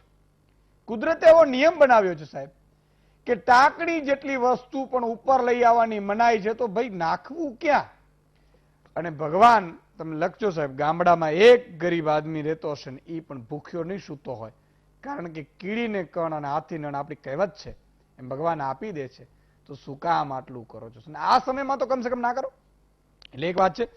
બીજું, જમીન સંપાદન વળતર અંગેની કેસો માટે નિકાલ માટે અમદાવાદ, સુરત, રાજકોટ એ રીતે ડિસ્ટ્રિક્ટ જજોની નિમણૂક કરાઈ છે. એટલે ખાસ એનો સ્પેશિયલ કેસો ચાલશે. એટલે ઘણા કોર્ટમાં કેસોમાં નાખી દેતા હતા, એ કેસોમાં જમીન સંપાદનમાં ભાવથી માંડીને એટલે તુરંત આમાં નિરાકરણ આવી જશે. એટલે એક પાંચ છે. 45 વર્ષ બાદ ગુજરાત પોલીસ મેન્યુઅલ, ગુજરાતીમાં ઇંગ્લિશમાં મેન્યુઅલ બહાર પડ્યું છે. એટલે પોલીસ મિત્રો ખાસ વાંચી લે, બીજા પણ વાંચી લે. અને 15મી ઓગસ્ટે કોરોના વોરિયર્સનું સન્માન કરાશે સાહેબ. એટલે બધા પોલીસ છે, ડોક્ટરો છે, નર્સ છે, મારી બહેનો, એમને પણ હજી હું અપીલ કરીશ આઉટસોર્સિંગ એજન્સીઓ વાળાને કે તમે પૂરો પગાર આપો. આ કોરોના વોરિયર્સનું સન્માન અમે ખાલી આ સરકાર કરે છે, એને પૂરતો પગાર તો આપો સાહેબ.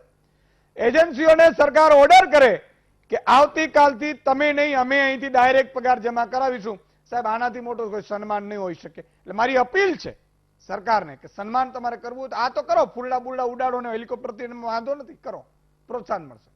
પણ એવો ઓર્ડર કરાવો, મને આશા છે આ સરકાર ઉપર કે એવો ઓર્ડર કરાવશે કે હવે અધિકારીને હુકમ કરો કે અધિકારી ભાઈ, જે એજન્સીઓ, જે આઉટસોર્સિંગ એજન્સીઓ છે ને એને એનું કમિશન જ જમા થાય, બાકી બધું આપણે ત્યાંથી જમા કરાવો. જુઓ સાહેબ ફેર પડે છે. અને આનાથી મોટું કોઈ સન્માન નહીં હોય. અને એટલે માટે જ મારે વારે વારે કહેવું પડે છે કે આમનું કોઈ અવાજ બનતું નથી. પણ આ વીટીવીની સુદાનભાઈ છે ને એટલા માટે લોકોને એવું હતું કે સુદાનભાઈને કંઈ થઈ નહીં જાય, ચિંતા ન કરો, તમારો અવાજ હંમેશા ગૂંજતો રહેશે. વિરામ બાદ મળીએ છીએ, ક્યાં જતા નહીં મિત્રો.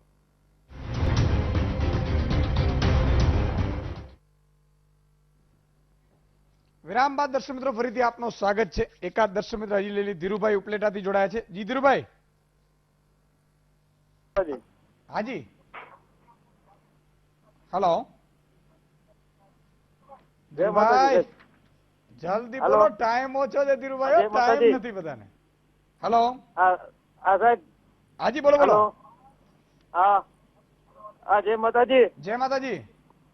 હા, સાહેબ આપણે પાક વીમાનું ઓગસ્ટમાં આપવાનું તેનું શું થયું?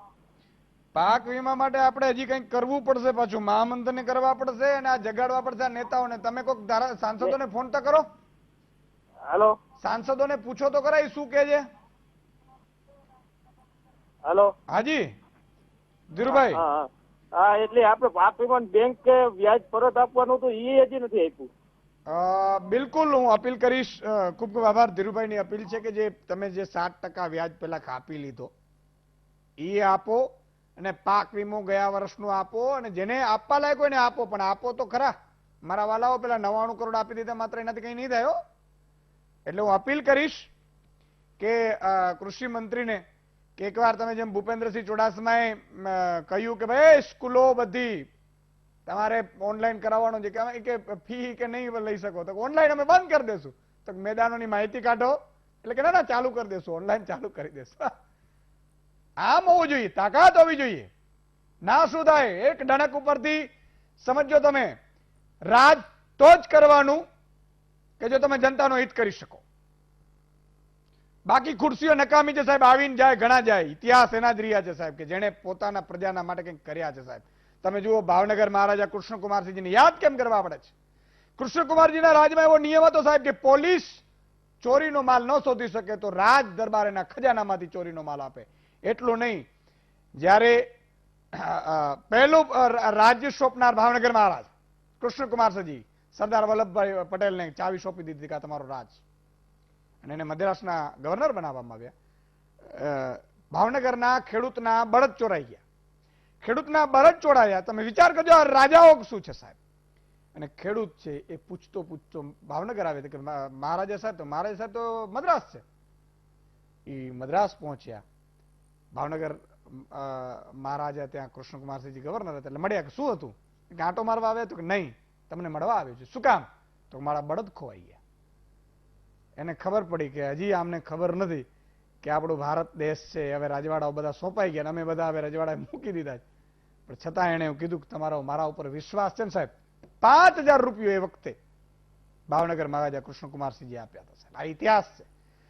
રાજ છે ને પાક વીમા માટે ખેડૂતો શું કામ રડવું પડે? અને સાંસદો શું કરે છે? આ 26 સાંસદો સાહેબ ખોબલે ખોબલે મત આપ્યા હતા.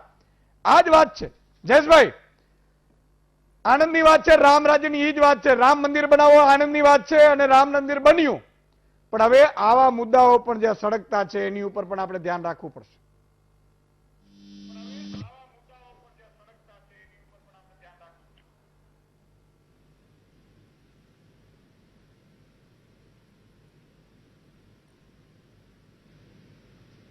જયેશભાઈ કેમેરો હલાવો નહીં, તમે બરોબર રૂપાળા દેખાવ છો. હવે અને આ ઓડિયો બાજુમાં રાખો, હેન્ડ ફ્રી. નથી આવતો. હા હવે થોડું થોડું આવ્યું. પાછો જતો રહે. એક કામ કરો ને જયેશભાઈ, માત્ર ફોન લાઈન ઉપર જોડી લો, માત્ર ફોન લાઈન ઉપર. નથી આવતો. જયેશભાઈ તમને ફોન લાઈન ઉપર જોડે ત્યાં સુધી હું બીજાને એક મહાનુભાવને લઈ લઉં. દિલીપભાઈ નો આવશે અવાજ બરોબર? દિલીપભાઈ તમે બોલી દો, જયેશભાઈ પછી ફોન લાઈન ઉપર જોડીશ.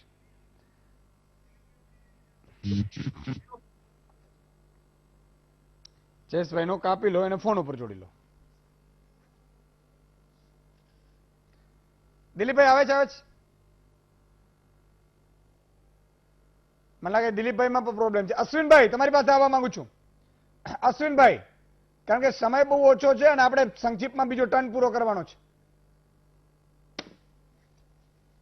અશ્વિનભાઈ ઓકે.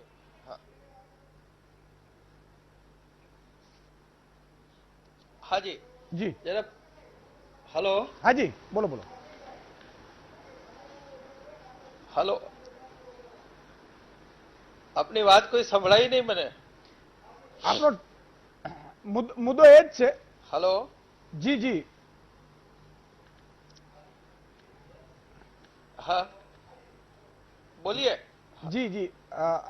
મુદ્દો એ જ છે કે વીએચપી છે એમણે ખૂબ સંઘર્ષ કર્યું છે. હવે આ રામ મંદિર બનતા એક એ મુદ્દો એ થશે કે ના હવે પૂર્ણ થયું?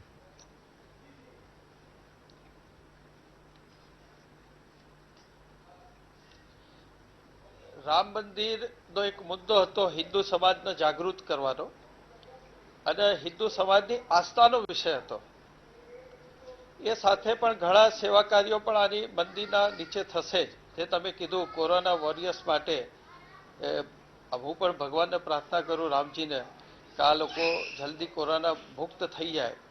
અને બીજું અમારું પણ એક બીજું આહવાન છે, જ્યારે 5 ઓગસ્ટે આપણે પ્રત્યક્ષ રીતે અયોધ્યામાં નથી જઈ શકતા, તો 5 ઓગસ્ટે જ્યારે ભૂમિપૂજનનો સમય છે એ સમયે આપણે હાથમાં પુષ્પ લઈને ભગવાન અયોધ્યાની સામે જોઈને એ સમયે આપણે પુષ્પાર્જન કરવું જોઈએ.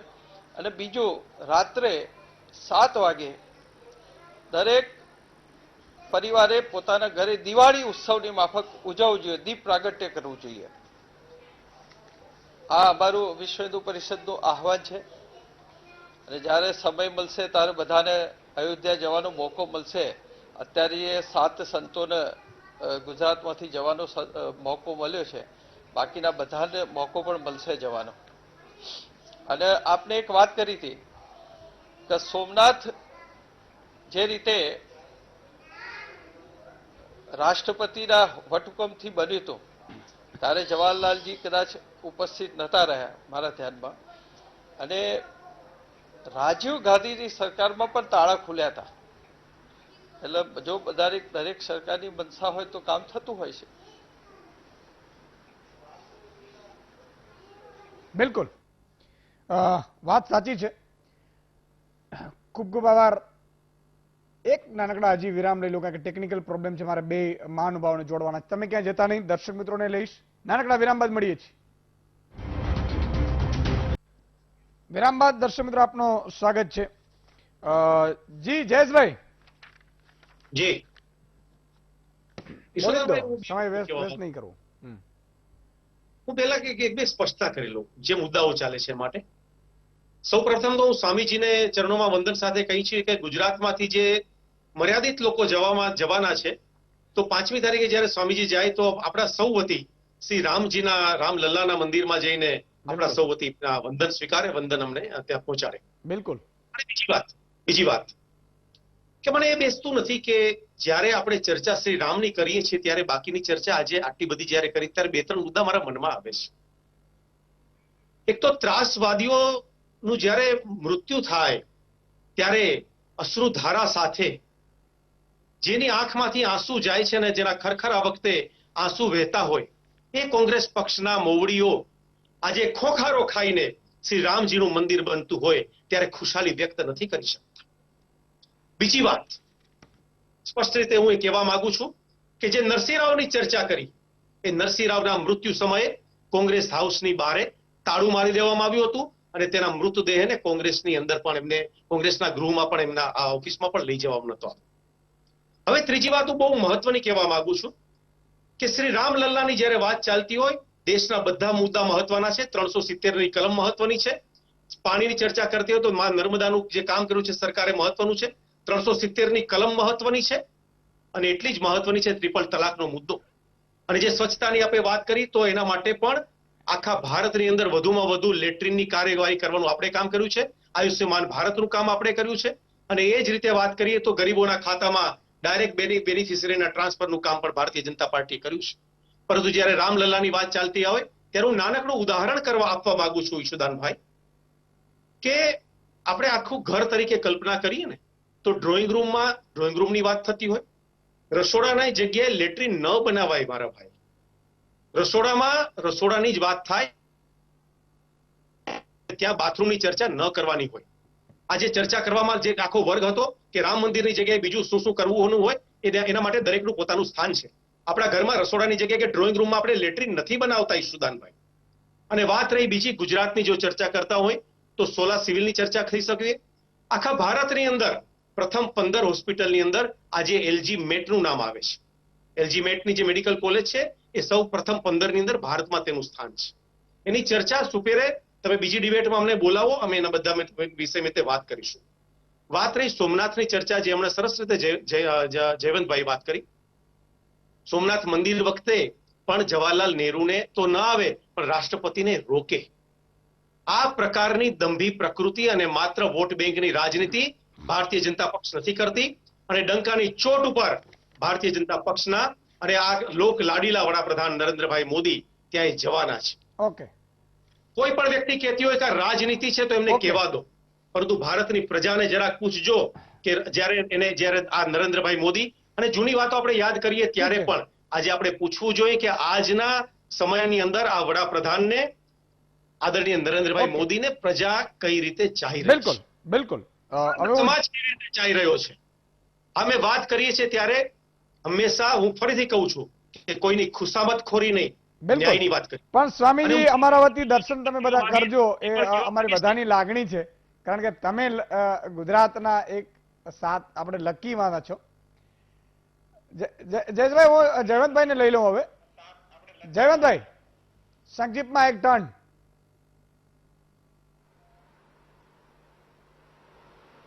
હાજી, આ ડિસેમ્બર 2018માં મારે લખનઉ જવાનું થયું હતું યુવા કુંભમાં. એ વખતે એક સમય હતો કે જ્યાંથી અયોધ્યા જવું અથવા કાશી જવું, તો એવો સંકલ્પ કર્યો કે ભાઈ નહીં, મંદિર બનશે, અને એવું સંકેતો જણાઈ રહ્યા હતા કે ટૂંક સમયમાં ભલે કદાચ વિલંબ થોડોક થાય પણ મંદિર બનશે ખરું.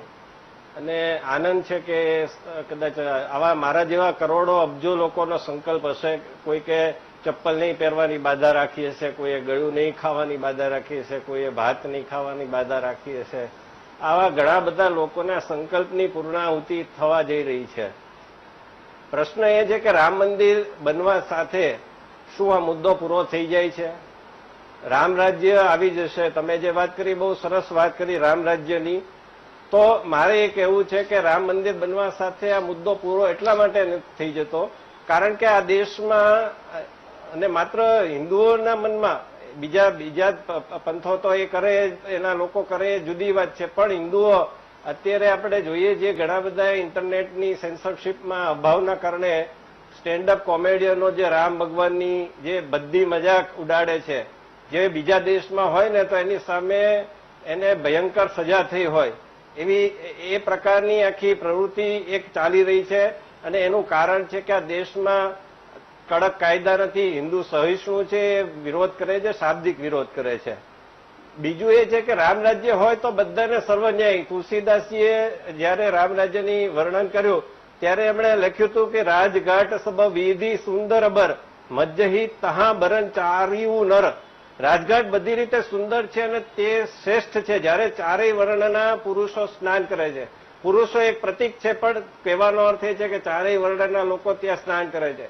એટલે રામ રાજ્ય એટલે દરેક જાતિ એને સમાન ન્યાય મળે, એટલે એનો કોઈ ભેદભાવ ન હોય, પણ એની સાથોસાથ સર્વ પંથ સંભાવ પણ હોય. અને સંભાવ એવું ન હોય કે ભાઈ કર્ણાટકમાં જે ભાજપની સરકાર છે બકરી ઈદને છૂટછાટો આપે છે, અહીંયા ગુજરાતમાં છે જગન્નાથ રથયાત્રાને છૂટછાટ નથી આપતી, કે પછી મહારાષ્ટ્રમાં બકરી ઈદની છૂટછાટ મળે છે, પશ્ચિમ બંગાળમાં તમે લોકડાઉન જાહેર કરો છો 31 ઓગસ્ટ સુધી, અને બકરી ઈદ આવે છે એટલે બકરી ઈદ ઉપર તમે આખો દિવસ લોકડાઉન ખોલી દો છો.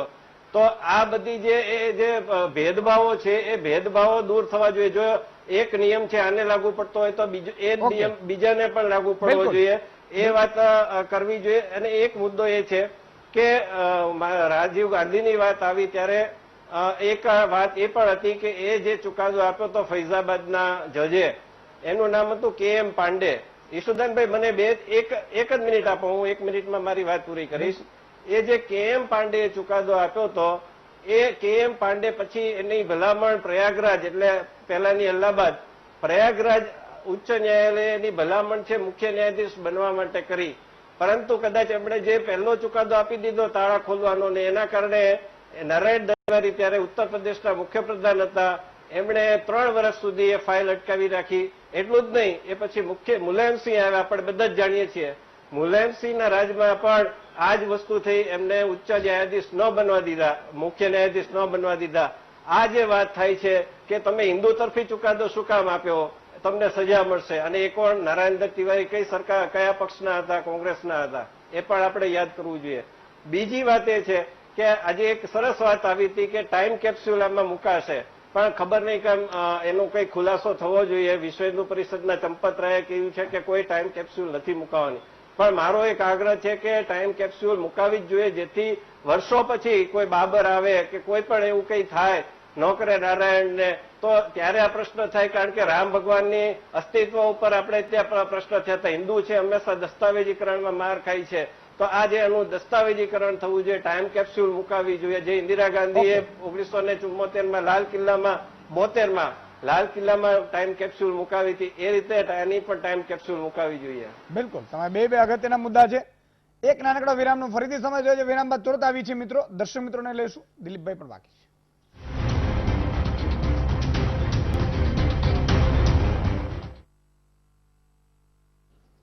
વિરામ બાદ દર્શક મિત્રો ફરીથી આપનું સ્વાગત છે. જી દિલીપભાઈ. વાતમાં યશુદાનભાઈ આનંદ એક એ વાતનો છે કે એક એવો મુદ્દો પૂર્ણ થાય છે કે જેના ઉપર હવે રાજકારણ નહીં થાય. કારણ કે આ એક ધાર્મિક અને સાંસ્કૃતિક મુદ્દો હતો અને હવે મંદિર બનવાની શરૂઆત થઈ છે અને મંદિર બની જશે એ પછી હવે એ આપણા માટે એક ધર્મસ્થાન અને એક સાંસ્કૃતિક કેન્દ્ર બની રહેશે. લોકોને સ્પર્શતા અને બહુ વ્યાપક અસર થતી હોય, આસ્થાના મુદ્દા હોય, બહુમતીને સ્પર્શતા હોય, એ મુદ્દા હોય એટલે એમાં રાજકીય પક્ષો કૂદે કારણ કે એમને લાભ મળે, એટલે એ અર્થમાં આપણને વાંધો નથી હોતો. પરંતુ કમસે કમ ધર્મ અને સંસ્કૃતિના મુદ્દા જો એનાથી અલગ રહેતા હોય અને એનો સારી રીતે ઉકેલ આવતો હોય તો બહુ આનંદની વાત છે. અને આ એ ઉકેલ આવ્યો એમાં બીજી એક આનંદની એ વાત છે કે અહીં હવે મસ્જિદ દૂર બનવાની છે. હું વર્ષોથી એવું માનતો હતો કે સમાધાનથી ઉકેલ થયો હોત તો સારું હતું, પણ સમાધાનથી જો ઉકેલ થયો હોત તો મને લાગે છે કે બંને ધર્મસ્થાનો બાજુમાં બનાવવાની પણ કદાચ વાત આવી હોત. એટલે આખરે કોર્ટથી ઉકેલ આવ્યો એટલે એ સમસ્યા પણ ભવિષ્યમાં નહીં થાય એ બહુ અગત્યની. જે રીતે સોમનાથ મંદિર બની શક્યું સ્વતંત્ર રીતે અને પોતાની રીતે ભવ્ય રીતે, અને આજે સૌ પોતાની આસ્થા પ્રમાણે ત્યાં જાય અને દિલને શાંતિ મળે એ રીતે દર્શન કરે, એ રીતે અહીં પણ બંને ધર્મસ્થાનો અલગ અલગ બનશે એ બહુ આનંદની વાત છે. અને પોતપોતાના ધર્મસ્થાનોમાં જઈને આસ્થાવાન કરી શકે એટલે એ બહુ બધો આનંદ છે. હવે જે બાકીનો એક અગત્યનો મુદ્દો છે એ કોમન સિવિલ કોડ છે. એ ધર્મનો બહુ મામલો નથી એટલે એમાં ગમે ત્યારે ઉકેલ આવશે ને એમાં થોડો ઘણો વિવાદ થશે, પણ આ પ્રકારનો આટલો બધો વિવાદ નહીં થાય એટલે એ સૌથી વધારે આનંદની વાત છે કે એક ધર્મની બાબત હતી હવે રાજકારણના ક્ષેત્રમાંથી મુક્ત થઈને લોકોના ધર્મ ભાવનાના ક્ષેત્રમાં આવી છે અને હવે 3-3.5 વર્ષમાં એક મંદિર તૈયાર થઈ જશે અને એક આપણને તક મળી છે નવી રીતે બનાવવાની. અને મને આશા છે કે પ્લાન જોયા પ્રમાણે ભવ્ય જ છે. મંદિર તો સારું, પણ આસપાસનું જે પરિસર છે એ પણ બહુ સુંદર રીતે બને એ આપણી એક કલ્પના છે. કુદરતના ખોળે એટલે એવું થાય અને સૌ એનો લાભ મળે એ વાત સાચી છે. 22.6 કિલોની ચાંદીની ઈંટ છે એ 15,59,000ની આસપાસની થાય છે એ આ મુકાવાની છે. જે નરેન્દ્ર મોદી જે પ્રધાનમંત્રી આપણા માનનીય ત્યાં જવાના છે ત્યારે ભૂમિપૂજનમાં મોરારી બાપુએ 5 કરોડનું દાન આપ્યું છે. એટલે મોરારી બાપુ કોઈ પણ સાહેબ સારી વસ્તુ થતી હોય ત્યાં દાનમાં એમના હાથ ઊંચા રહે છે. એટલે ઘણા લોકો એનો વિરોધ પણ કરતા હોય છે, પણ હંમેશા પરમાર્થ માટે જે પણ નીકળતો હોય માણસ એ કોઈ પણ હોય સાહેબ એને હંમેશા થોડુંક આપણે સમજીએ. કારણ કે બધાના મનભેદ મતભેદ આ બધું થોડું થોડું રહેવાનું. અને આ મંદિરમાં સાહેબ મુસ્લિમ સમાજ પણ એટલું સહયોગ આપી રહ્યો છે. એટલે ધર્મથી પણ ઉપર એક આપણે જે મનુષ્ય ધર્મ છે એ ધર્મ તરફ પણ આગળ જઈ રહ્યા છે. સવાલ એટલો જ કે આ મંદિર બન્યા પછી ભગવાન રામનું આપણું બધાનું જે આસ્થાનું કેન્દ્ર છે એ બન્યા પછી ભગવાન રામની એક ઈચ્છા એવી છે અને વર્ષોથી છે કે હવે રાજાઓ છે, અધિકારીઓ છે, મહારાજાઓ છે, હવે સરકારો આવી એ કંઈક જનતાના હિતનું કામ વધારે કરે અને પોતાના હિતનું ઓછું કરે. આમાં એવું છે ઘણાને કોન્ટ્રાક્ટમાં જ રસ હોય, પછી હું તમે કરો, કોન્ટ્રાક્ટ સિવાય જોતું જ નથી, મલાઈ જ ખાવી નહીં હોય તો પછી તો હું. પણ એટલા માટે એટલે હું અપીલ કરીશ કે હવે રામ રાજ્ય તરફ આપણે સૌ જઈએ. નાની નાની વિખવાદોમાં આપણે પણ ન પડીએ, જનતા પણ ન પડે. માની લો કે પાક વીમાની વાત છે તો તમામ ખેડૂતો છે એ સાંસદોને પૂછે કે પાક વીમાનું કંઈક કરશો તો એક પ્રશ્ન છે. એવી રીતે વેપારીઓનો પ્રશ્ન હોય કે રાત્રે દુકાનોમાં પોલીસ હેરાન કરે, તમામ વેપારીઓ જઈને પૂછે અધિકારીઓને ભાઈ આ કેમ છે, જાગૃતિ આવી હોવી જોઈએ, સામે અધિકારીઓ પણ જવાબદાર બનવા જોઈએ. એટલે આવી એક વાત છે. એ રામ રાજ્યની આપણે કલ્પના કરીએ. સુવર્ણ અવસરે રામના દ્વારે મંદિર બન્યા પછી રામના ઈચ્છા પ્રમાણે, ભગવાનની ઈચ્છા પ્રમાણે કામ કરો. તમે ભગવાનની ઈચ્છા પ્રમાણે તમે મંદિર બનાવો છો તો ભગવાનની ઈચ્છા પ્રમાણે કામ પણ કરો. એટલે આપણા દીકરા દીકરીઓને ઓછું ગોઠવીએ અને પરમાર્થ માટે કરીએ. જ્યારે હોદ્દા ઉપર આવો ને ત્યારે હંમેશા સંતાનો, આખી સૃષ્ટિ, આપણી દેશ હોય કે રાજ્ય હોય, જિલ્લો હોય, એનું સંતાનો હોય છે આપણા. એટલે એક સ્વામી પરમાત્માનંદજીને પ્રાર્થના કરીશું આપણે કે અમારા વતી પણ દર્શન કરજો, બધા વતી, ગુજરાત વતી, કારણ કે તમે બધા એ ભાગ્યશાળી છો અને સમય આપ્યો. સ્વામીજીએ ખૂબ પહેલી વખત ડિબેટમાં આપણી સાથે જોડાયા. હું હૃદયપૂર્વક એમનો આભાર માનીશ. જેટલો આભાર માની એટલો ઓછું છે. અને આમાં આપણી વાતો છે સારી, એ પહોંચે જનતાની. કારણ કે ગુજરાતમાં એક કર્ફ્યુની જેમ વીટીવી જુએ છે લોકો, કર્ફ્યુ લાગી જાય છે, એમાં મહામંથન તો ખાસ. એટલે મારી પણ નહોતો આવી શક્યો, એટલે ચિંતા થતી હતી બધાને. કોઈએ ચિંતા કરતા નહીં, તમારા આશીર્વાદ ભેગા છે અને આવા જ હંમેશા કંઈક ને કંઈક સારું કરવા માટે ઉભા રાખીશું. જયેશભાઈ, જયવંતભાઈ, દિલીપભાઈ, અશ્વિનભાઈ, સ્વામી પરમાત્માનંદજી, તમામનો ખૂબ ખૂબ આભાર. જયેશભાઈ કહેતા હતા પણ અવાજ આવી નથી રહ્યો. ખૂબ ખૂબ આભાર. અને વધુ સમાચાર મિથુન સાથે આવતીકાલે ફરીથી મળીશું. ફરીથી મુદ્દાઓ નવા હશે, વ્યક્તિઓ નવા હોઈ શકે છે, પણ આપણું ભાવ, આપણી પરમાર્થની ભાવના એ એક જ હશે. મિથુન સાથે.